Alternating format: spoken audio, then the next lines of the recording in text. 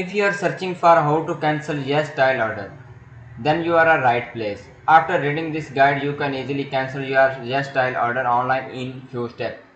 Please note that you cannot cancel your YesStyle order once it is paid. The only way to get a right of this order is to return to their team.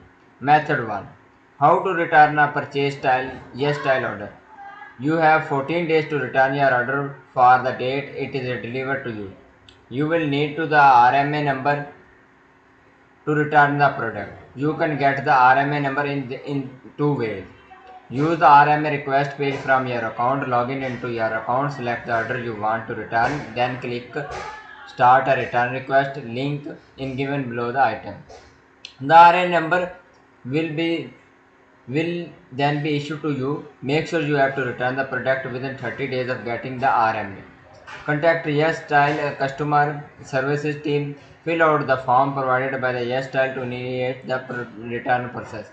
By using this method, you can effectively cancel your YesStyle order. Hope you find this guide helpful. If you find this, please hit the like button and don't forget to follow our YouTube channel. Thanks for watching.